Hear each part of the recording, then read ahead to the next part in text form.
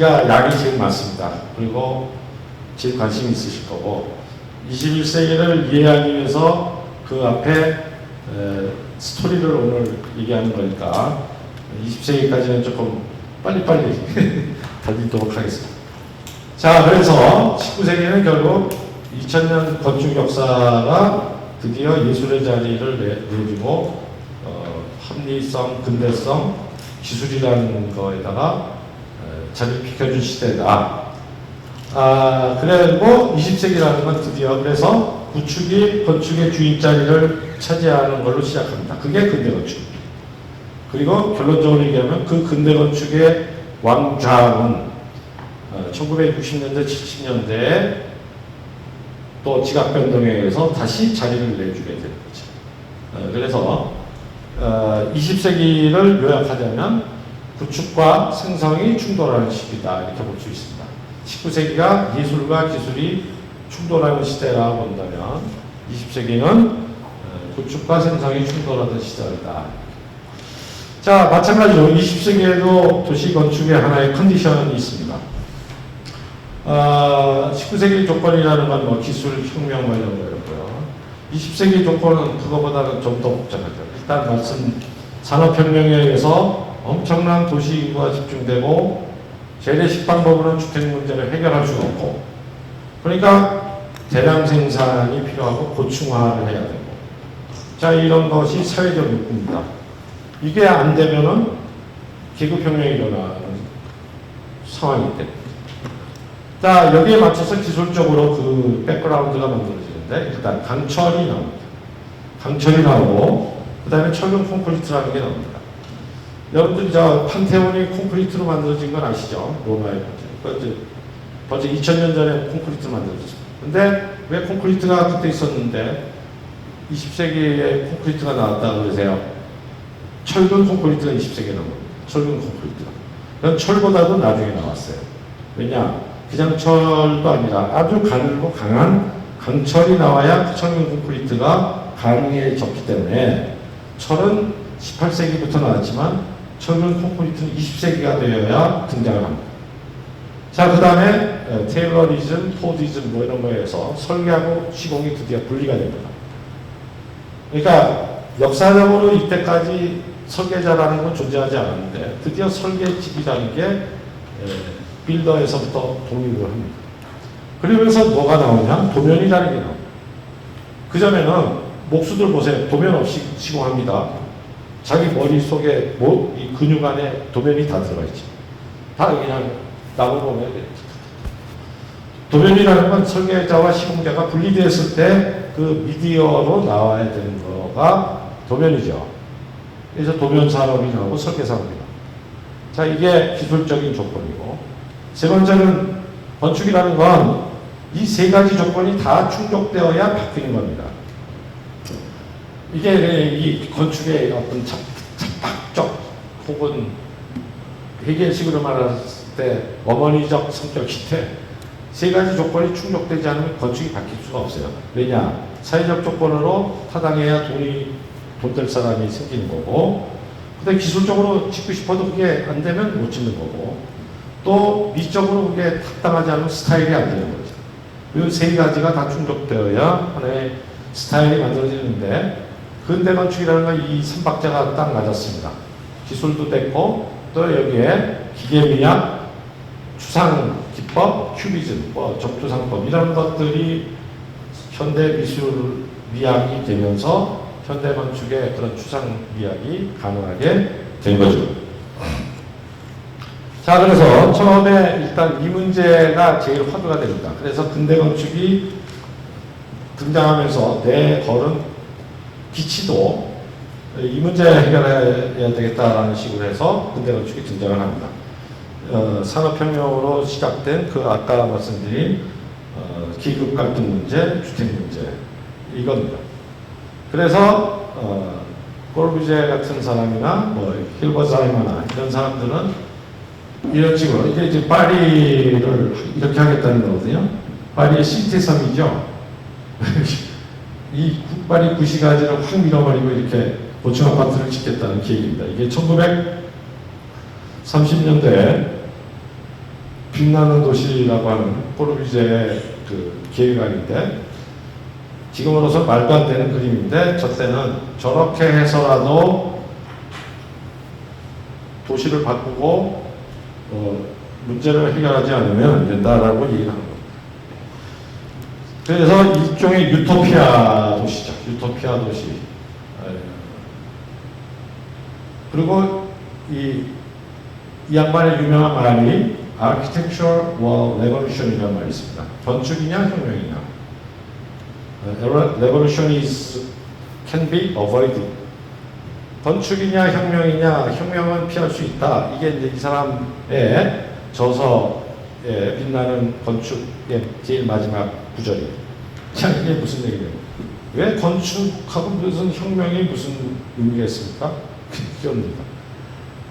혁명하고 싶지 않으면 건축을 바꾸라는 얘기예요.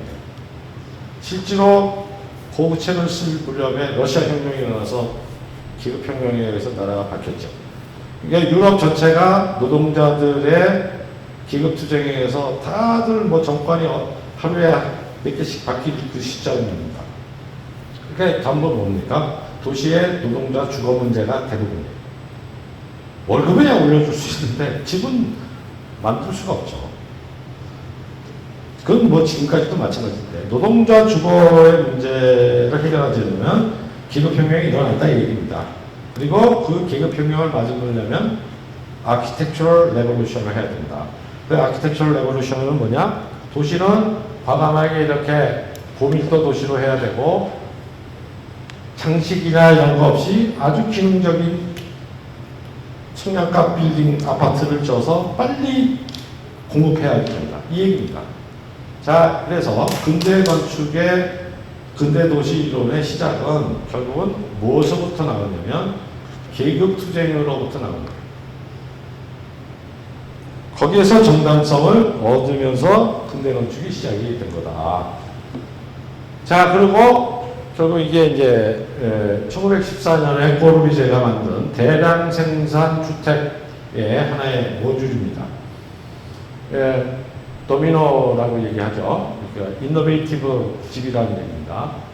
그래서 아주 간단한 슬라브 세 장하고 기둥만 갖고 저거를 주면 사람들이 저기다가 뭐 텐트를 치든 뭐 커튼을 치든 벽돌을 쌓든 주거 문제가 해결된다. 이런 겁니다. 자, 이거는 기계 생산으로 대량 생산할 수 있죠. 그리고 이게 가능한 건 뭡니까? 철근 콘크리트가 나왔거든요. 과거처럼 벽돌을 쌓아갖고는 절대로 안 될 거가 이제는 철근 콘크리트로 대량 생산할 수 있고 더군다나 설계는 요거 하나만 하면 시공하는 사람들은 소위 테일러 방식에 의해서 무한 생산할 수 있으니까 된다. 자, 이게 사실 우리가 얘기하는 근대 건축의 큐비즘, 큐빅 건축의 시조입니다. 시조. 그러니까 근대 건축의 이런 박스형 건축이 어떤 미학적인 거에 의해서 디자인된 거다라고 오해하시면 안 돼요. 이거는 철저한 어떤 사회적 이유와 기술적 이유에 의해서 저것이 정당화됐고 그 스타일이 새로운 미학으로 이제 자리 잡게 된 것이 이제 순서가 되겠습니다. 자, 그래서 이런 식의 얘기가 결국 나중에 가서 어떤 비판을 받게 됐냐면 근대주의자가 얘기한 여러 가지 구조적 사실, 재료의 사실, 형태와 기능의 진실, 뭐 이런 거죠. Form follows function 뭐 들어보셨을 거예요. 형태는 기능을 따른다. 뭐 장식은 제약이다. 이게 다 그 얘기거든요. 고전 건축에 있던 그 모든 것을 제거하고 이 단순할수록 아름답다. 미스 반델로의 또 유명한 말 있죠. Less is more. 다 같은 얘기입니다. Less is more나 Form follows function이나 장식은 죄악이다나 다 이 근대주의자들의 얘기는 모든 장식을 배제하고 이 프로포션만으로 절대 미학을 얻어야 된다 이런 얘기고 그걸 하기 위해서 예를 들면 빌라사바 같은 건물은 이게 현대에서는 이게 하나의 판으로 만들어지죠. PC라고 해서 공장에서 만들어 올 수 있습니다. 근데 이 시절에는 그렇게 만들 기술이 없음에도 불구하고 이거 다 재래식 방식으로 만든 거예요. 보기에는 아주 현대식 1970년대식으로 만든 것 같은데 다 벽돌공들이 가서 이렇게 쌓고 시멘트로 이렇게 칠한 겁니다. 그러니까 사실은 가짜죠. 가짜인데 진짜인 것처럼 보이는 거죠. 그러니까 그런 걸 비판하는 사람들이 이런 식으로 얘기합니다. 어떤 선교사적인 태도, 엘리티시즘 이걸 통해서 실제로 그렇지도 않은데 어떤 형태적인 순수함을 주장하고 있다. 자, 뭐래도 좋습니다. 이게 뭐 나중에 이렇게 비판할 수도 있죠. 그런데 분명히 이들이 공언한 거는 새로운 시대에 맞는 새로운 미학을 기술을 가지고 그걸 사회에다가 선포를 함으로써 새로운 하나의 건축을 그러니까 19세기가 2000년의 건축 역사를 막 바꿨다면 드디어 이제는 질적으로 완전히 달라. 서양 건축의 모든 것과 질적으로 다른 걸 만들었다는 측면에서는 뭐라고 해도 이들이 평가절하돼서는 안 된다라고 저는 생각합니다. 자, 이게 이제 꼬르비제의 빛나는 건축을 위하여라는 책에 나오는 그림인데 파르테논하고 자동차를 이렇게 같이 동렬해 놓습니다. 이게 무슨 뜻일까요? 우리가 이 자동차를 보고 20세기 문명이네 하고서 깜짝 놀라듯이 이 건축물이 등장했을 때 그리스 사람도 똑같이 놀랐을 거다. 이제 그런 때가 됐다. 자동차에 해당하는 건축이 나올 때가 됐다. 뭐 자동차를 보고서 꿀떡거리면서 이 자동차에 해당하는 이런 건물이 나오는데 뭐가 그렇게 대수냐? 뭐 이런 얘기입니다. 자, 이것도 뭐 비판을 하는 사람들은 이런 식으로 얘기해요. 이 공학에 대한 경도는 산업혁명에 대한 하나의 열등감이다. 뭐 이런 얘기를 아주 시니컬하게 하는 사람도 있고, 이제 미스 반데로에 같은 사람은 드디어 고층 건물을 짓는데 일체의 르네상스식 보존주의적인 정식이나 이런 거 하나도 없이 진짜로 미니멀한 박스만 갖고 고층 건물을 짓습니다. 자, 저런 것들이 이제 1958년인데 이때부터 전 세계를 지배를 하게 되고 이게 이제 모더니즘이 아니라 그때부터는 이제 우리가 인터내셔널리즘이라고 그러죠. 우리나라도 대부분의 뭐 3.1 빌딩서부터 시작해서 그 당시에 지었던 건물은 다 이렇게 지었고 이게 소위 우리가 모던하네라고 할 때 모던하네의 건물이죠. 그래서 뭐 만프레드 타프리 같은 이 사람들은 이거를 어떤 그 자본주의의 집합적 운명을 상징하는 하나의 상징성이다라고 얘기를 하는데 뭐 그런 측면이 없지 않아 있죠. 말씀드리겠습니다만은 이런 얘기죠. 모더니즘이라는 것이 기본적으로 다른 예술도 그렇지만 아방가르드죠. 아방가르드라는 얘기는 기존 예술로부터 전위에 서서 새로운 혁명적인 걸 한다는 얘기입니다. 그런데 그 아방가르드가 어느 날 갑자기 대기업의 사옥에 쓰이기 시작하는 거죠. 자, 이거 어떻게 봐야 됩니까? 그럼 뭐 예술도 마찬가지죠. 뭐 듀샹이 제일 비싼 그림이 있겠듯이.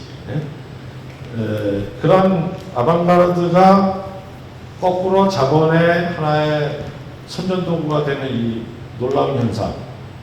뭐 이런 측면에서 어떻게 보면은 이 가장 체제의 전위적인 이런 예술이 대기업 사옥에 어휘로 쓰이는 이런 아이러니가 근대 건축이 가지고 있는 또 하나의 숙명적인 한계고 더 나아가면 건축의 한계이기도 합니다. 뭐 이 얘기 좀 더 하자면 자, 이 왼쪽 그림 같은 게 이제 러시아 구성주의의 대표적인 작품 중에 하나입니다.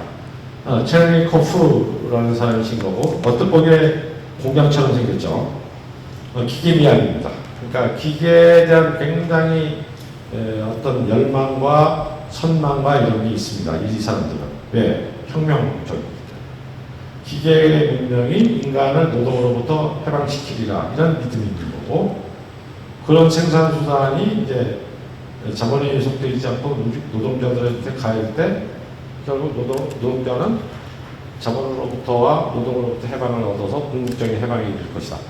그러니까 기계를 어떤 그 미학적인 측면에서도 높이 사게 되는 거죠. 자, 이것도 마찬가지죠. 이게 아까 소비에트에서 결국 쫓겨났다고 그랬죠. 스탈린에 의해서. 결국 이것도 역시 아방가르드죠. 러시안 아방가르드죠.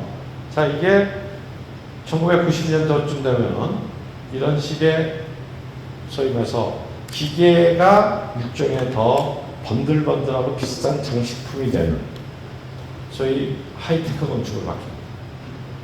그러니까 이런 게 사실은 예술과 건축의 숙명이라고 저는 보는데요. 그래서 그런 식으로 20세기 건축을 보는데, 아방가르드로 시작을 했는데 그 아방가르드가 거꾸로 자본한테 포섭을 당하는 이런 국면, 이런 게 이제 이 모더니즘에서 보이는 한계고, 그게 결국 모더니즘을 1950년대쯤 됐을 때부터 힘을 잃게 만드는 하나의 원인이 됩니다. 자, 이거 뭐 두 개가 같은 얘기입니다. 이게 뭐이 나지라는 바우하우스 때부터 시작했던 아방가르드 예술가의 얘기는 기계가 과거를 일소해버릴 것이다라고 얘기하고, 이거를 만든 리차드 로저스 같은 사람도 초기 때는 굉장히 아주 혁명적인 젊은 건축가였죠. 이때 쓴 글을 보면 기술은 결핍으로부터 해방된 사회에 대한 전망을 제공하고 노동으로부터 해방할 것이다, 이렇게 얘기하면서 기계 미학을 얘기했지만, 나중에 스타 건축가가 되고 돈 많이 버니까 아주 돈 많은 사람들을 위해서 아주 희귀한 장식을 만드는 이런 건축가가 됩니다. 뭐 이런 식이죠. 이 데미안 허스트의 다이아 박은 해골 보면서 무슨 생각하십니까? 뭐 세상에서 제일 비싼 예술이랍니다. 이런 거죠. 다니엘 벨이 말했듯이 전위가 없어졌다는 거죠. 전위. 아방가르드라는 건 없죠. 왜? 자본주의가 전위까지도 제도로 수용해버렸기 때문에. 그러니까 이런 식의 전위 예술이 잘만 하면 내가 갑부가 되는 하나의 수단이 되는 거죠. 그러니까 하나의 혁명과 아방가르드로서의 끝까지 사명을 다하는 예술이라는 게 과연 있느냐? 잘 모르겠어요. 저는 잘 못 찾겠고요. 특히 서양의 현대 예술이라든가 이런 데를 보면 가보구나라는 생각이 하게 됩니다. 1990년대 아니 70년대부터 나타난 포스트 모더니즘 건축입니다. 이게 이제 모더니즘 건축물에 아주 딱딱하고 박스형 건물을 탈피해서 훨씬 이렇게 어휘가 풍부하고 뭐 이렇게 고전주의적인 어휘도 갖다 놓고 뭐 이렇게 세모, 네모, 색깔, 원색, 동그라미 이런 걸 막 써서 어떻게 보면 유치하고 어떻게 보면 대중적이고 이런 거를 하는 입장이 포스트 모더니즘인데, 이런 사람들도 처음에는 자기네들이 아방가르드를 표방하고 나섰지만 결국은 실용성보다 미적인 거에 대한 선호를 하고, 그 다음에 자기가 마치 창조주의인 양 혹은 세상을 다 표현하는 양 그런 하나의 신드롬을 보이는데, 그걸 뭐 파운틴펜 신드롬이라고 표현하는 학자도 있습니다. 자, 그래서 뭐 이게 대표적인 포스트 모더니즘 건축물이죠. 고딕을 흉내내고 뭐 중세의 궁전을 흉내내고, 이게 다 대기업 사업들인데요. 이런 거를 이제 데이비드 하비 같은 맞으면 사회주의적 입장에서는 비평만 이렇게 보입니다. 의사소통을 말하고 대중주의를 말하지만 그것은 마켓이 이 사회에서 가장 선차적인 의사소통의 언어라는 점에서 시장 지향률 수밖에 없다. 그래서 대중들의 갖가지 취향들을 골라주하여 다양성을 추구할 뿐이라는 점에서 아방가르드적이다. 뭐 이런 얘기고, 프레디 제임슨 같은 사람은 자본주의, 후기 자본주의라는 측면에서 봅니다. 자본주의가 60년대부터 고도 축적에 들어가서 재고가 많이 축적되니까 그거를 빨리 추진시키기 위해서 의도적 진보화를 할 필요가 있게 되고, 그 의도적 진보화의 제일 좋은 게 뭡니까? 새로운 패션과 스타일이죠. 그래서 모더니즘이 보링하고 포스트 모더니즘이 새 거네요 라고 나오는 하나의 레토릭이다. 그러니까 결국은 포스트 모더니즘이라는 건 진보화, 의도적 진보화를 하기 위한 하나의 레토릭이지, 이게 무슨 놈의 아방가르드냐. 대강 이런 입장을 가진 사람들이 좌파 이론가들의 입장입니다. 자, 도시로 말하자면 이제 역시 이 모더니즘이 20세기 중반쯤 되면 의심받기 시작합니다. 모더니즘의 건축은 세인트 루이스에서 1972년 7월 15일 3시 31분에 죽었다. 이렇게 쓴 사람이 누구냐면 찰스 쟁스라는 건축 비평가인데요. 이 7월 15일 3시 32분이 뭐냐면 요 때입니다. 요 때에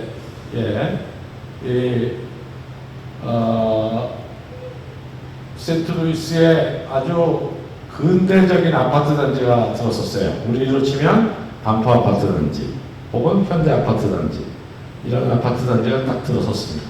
70년대 초반에.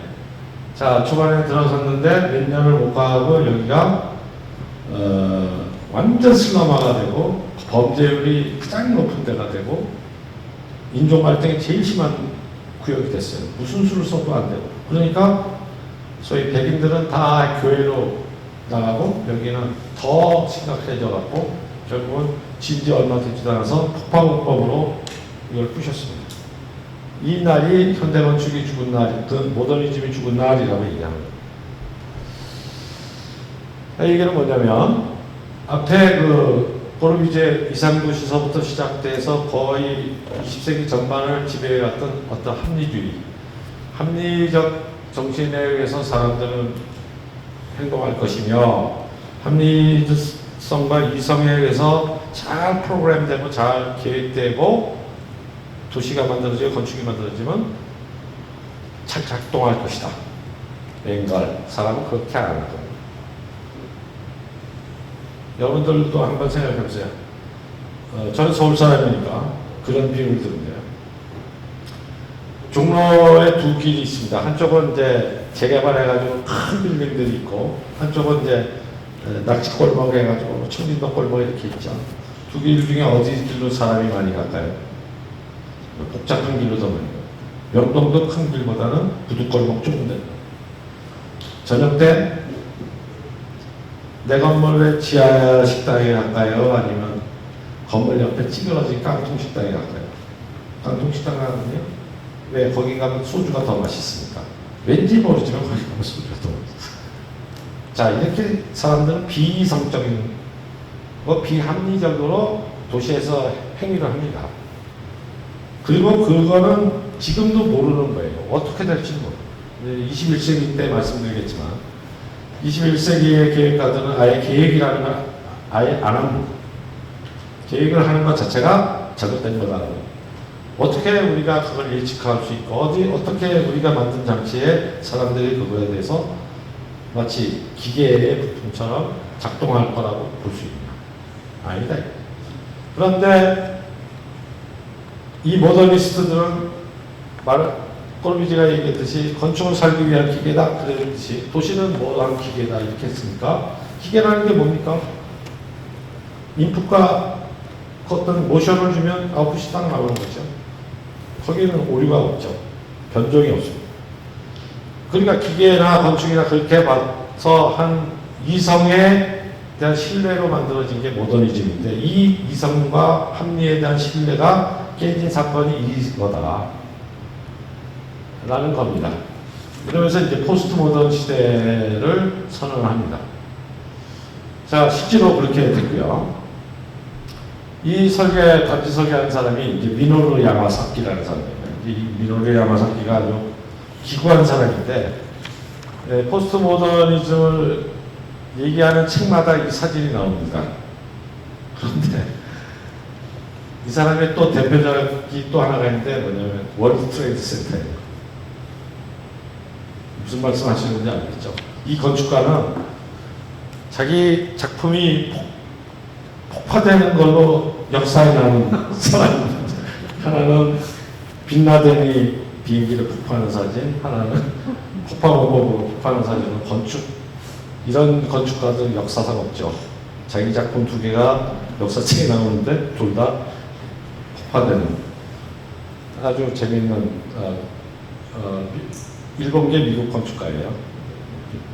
모더니스트 중에 하나인데 어쨌든 그래서 이런 식의 합리성의 산물인 근대 도시 이론과 근대 건축이 종말을 맞게 되는 것. 이게 1970년대고 뭐 예컨대 이런 만화처럼 뉴욕의 42번가 그리는 건데요. 이런 기능주의적인 건물이 아니라 온갖 도시 풍경이 콜라주된 이런 것들을 모아놓는 것이 오히려 현대 도시다. 이게 오히려 옳다. 이런 얘기들이 나타나게 됩니다. 자, 이러면서 소위 구축에 기반한 근대 건축 이론, 근대 도시 이론이 도전을 받으면서 패러다임이 바뀌기 시작합니다. 자, 그래서 바뀌게 된 가장 큰 원인이 이제 새로운 철학들입니다. 뭐 하이데거의 형상학, 후설, 하이데거의 형상학, 소시르의 구조주의 언어학, 그다음에 레ヴ이-스트로스의 구조주의 인류학, 이런 초기 구조주의에 의해서 초기 포스트 모더니즘 도시 건축 이론이 나옵니다. 거의 대표적인 사람들이 이제 크리스찬 더볼 슈츠라든가 안드로시, 콜린로, 케빈 로치 이런 사람들인데 관심 있으신 분들은 다 이름 들어보셨을 거고, 장소성이라는 얘기, 타이포로지라는 얘기, 컨텍스트라는 얘기, 시티 이미지라는 얘기, 이것도 관용적으로 굉장히 많이 쓰이는 말입니다. 요컨대 이겁니다. 이거를 보시면 콜린 로우가 쓴 책에 나오는 거죠. 자, 이게 소위 근대주의적 도시죠. 이거는 전통적인 오래된 도시입니다. 우리가 이거를 피규어 그라운드라고 얘기합니다. 그러니까 까만색은 건물이고 하얀색은 건물이 아닌데 공터죠. 오픈 스페이스. 길이거나 광장이거나. 자, 여기는 이 까만 것과 하얀 것의 밀도가 거의 같죠. 그러니까 그 길이라고 하는 것이 아주 컴팩트하게 서로 얽혀져 가지고 이 양반이 이제 로마를 표현한 바에 의하면 상호우전성, 독립성, 다중성, 침투성이라는 조건하에 갈라진 파편들과 충돌하는 장이 잘 이시되어 있어서 브리콜라즈의 정신을 얘기한다. 브리콜라즈라는 건 레ヴ이-스트로스가 쓰는 개념이죠.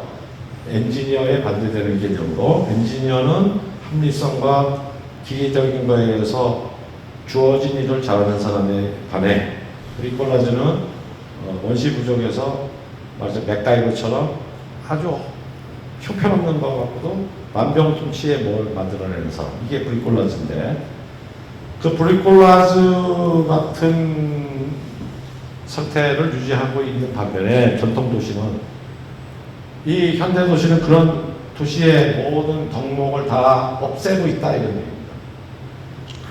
그래서 이런 것들을 유지하고 보존해야 되고 새로 만들더라도 이런 가치를 돼야 된다, 이런 얘기들이 어반 컨텍스트의 얘기고요. 그 다음에 타이포로지라는 건 뭐냐면 생뚱맞은 20세기 초에 지어진 그런 박스형 건물 갖고는 오래된 도시에서는 이 여러 가지 도시 환경이나 경관을 망친다. 그래서 이 사람이 그린 그림처럼 도시는 이런 오래된 조직과 새로운 조직과 큰 길과 역사의 여러 가지 고고학적 층위가 이렇게 복합적으로 되어 있어야 된다. 뭐 이런 얘기. 그 다음에 이 슐츠 같은 사람은 스페이스에서부터 플레이스라는 것이 중요하다 이렇게 합니다. 그러니까 스페이스 플레이스라는 건 이런 뜻이죠. 스페이스는 수학적 공간입니다. 그러니까 쉽게 얘기하면 부동산적 공간이에요. 그러니까 예를 들어서 광주의 동명동의 100평이나 저 첨단단지의 100평이나 수학적으로 보면 똑같이 100평이죠. 자, 그런데 그거는 스페이스 수학적으로 보면 100제곱미터 100평. 장소로 보면 얘기가 다르죠. 거기가 내 고향이라든지, 거기에 내 뭐 오래된 신혼살림 집이 있었다든지, 이러면 똑같은 100제곱미터가 다르죠. 그러니까 도시의 어떤 공간에서 기억도 없애고 역사도 없애고 뭐 그런 추억도 없애고 그거를 그냥 부동산적인 가치로 100제곱미터로 보는 게 누구냐면 이 모더니스트입니다. 아까 파리 비주얼맨도 보셨죠. 파리 역사 필요 없다. 그래서 그거를 그냥 하나의 면적으로 본다. 자, 이 입장이 모더니스트였다면, 자, 여기에 지니우스 러치라고 하는 말은 장소의 훈령이라는 뜻입니다. 지니우스라는 게 영혼, 요정 이런 뜻이죠. 러차이라는 건 이제 장소에는 귀신이 있다는 얘기예요. 그거를 수학적 공간으로 보면 안 된다는 얘기고, 그런 의미에서 장소성 이런 얘기들을 얘기하게 됩니다. 이게 다 근대 건축에서는 베타 시대고 하면 안 된다라는 얘기인데, 그런 것들을 다시 끄집어냅니다. 끄집어내고, 제가 초기에 말씀드렸다시피 그게 뭐 어느 날 갑자기 나타나는 게 아니라 이런 철학적 변현, 철학적 말하자면 변혁, 플라톤서부터 시작된 그 오래된 관념주의 철학이 의심받기 시작한 1920세기 중반에 철학적 쉬프트가 일어나는 것처럼 건축 도시론에서도 같이 이런 일이 벌어진다. 이런 얘기입니다. 자, 이게 조금 더 나가면 후기주의, 구조주의론을 또 적극적으로 받아들입니다. 이거는 1990년대쯤 되면은 일이 유행인데, 미셸 푸코라든가 드레즈, 뭐 알투셀, 뭐 라칸, 뭐 이런 사람들의 철학을 데리다, 이런 사람을 적극적으로 차용해서, 예를 들어 미셸 푸코의 헤테로토피아 개념을 활용해서 이 설계를 했답니다. 뭐 대표적인 사람이 이제 램크라스라는 사람이에요. 그 다음에 뭐 이 크리스토퍼 알렉산더라는 사람은 패턴을 얘기하는데, 이 사람은 뭐 후기보다는 전기에 가깝지만 뭐 후기하고도 연결이 됩니다.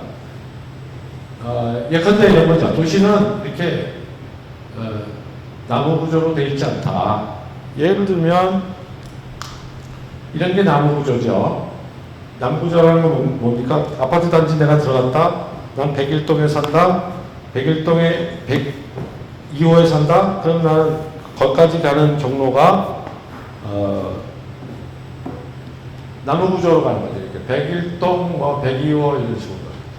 자, 그럴 때 전통적인 골목은 여기에서 여기를 간다 그러면 갈 수 있는 경로가 어마어마하게 많고, 그게 막 겹쳐지면서 수 없는 이벤트가 일어나고 수 없는 만남과 해프닝과 이런 게 일어나죠. 자, 이런 게 도시고 그것을 존중해야 된다는 얘기가 이제 크리스토퍼 알렉산더의 이론입니다. City is not free 이런 얘기죠. 그 다음에 이제 램크라스 같은 사람은 도시라고 하는 것에다가 큰 어떤 선이 아니라 밴드, 폭을 가진 오픈 스페이스라는 걸 둬서 미래의 불확정성에 아주 유연하게 대처할 수 있는 소위 undetermined 스페이스를 만들어야 된다. 이러면서 이 밴드 이론을 얘기합니다. 이게 다 이 양반들의 이론에서부터 가져온 거예요. 그러니까 이벤트라는 것도 사건이죠. 블레즈가 말하던 사건을 얘기하는 거고, 뭐 창이론이고, 뭐 패턴이고, 헤테로스피움 다. 그래서 철학적으로든 뭐든 이 20세기 중반에 이 후기 구조주의가 건축 모더니즘을 뛰어넘는 하나의 방향성을 제시하게 됩니다. 자, 여기에 마지막 장입니다. 20세기에. 자, 그럼에도 불구하고 과연 저런 새로운 방법론들이 20세기의 가장 전형적인 현상인 자본으로부터의 독립, 건축의, 예술의, 도시의 자본에 대한 예속을 해방시켜줬느냐? 저는 노라고 뭐 얘기하고 싶습니다. 더 고도로 아주 정교해졌죠. 예. 이런 쇼핑센터나 이런 공항들을 볼 때, 뭐 옛날에는 저것들을 노골적으로 물건을 팔지 않습니까? 옛날에 물건 산다고 시장 가고 백화점 가죠. 자, 요즘 백화점에 시장 안 가죠. 어디 갑니까? 쇼핑몰을 갑니다. 그러면 쇼핑몰에 물건을 파나요? 아니죠. 종합적인 엔터테인을 파는 거죠. 테마파크도 있고, 뭐 극장은 물론 있고, 거기서 뭐 공연도 하고, 그러니까 물건을 안 파는 척하면서 파는 거죠. 자, 그래서 랭크러스는 아예 세상의 모든 공공공간이 쇼핑 공간이 됐다라고 얘기하는데, 그러니까 훨씬 덜 노골적으로 자본의 예속을 시키고, 그게 이제 지금부터 바우만 식으로 얘기하면 보이지 않게 투출시키는 이런 공간 전략을 가지게 된다. 이게 이제 액체근대의 주요한 공간 지배 전략이다. 그리고 그런 것들이 제일 잘 나타나는 게 지하철 역사 공항 대합실. 뭐 이건 신젤 공항입니다만은 아주 그 초현대적 디자인으로 했지만, 이게 시간 확보의 질주가 파생시키는 비공간이라고 얘기해요. 비공간, 빈공간. 그러니까 뭐 바우만이 얘기를 안 해더라도 그 정교함이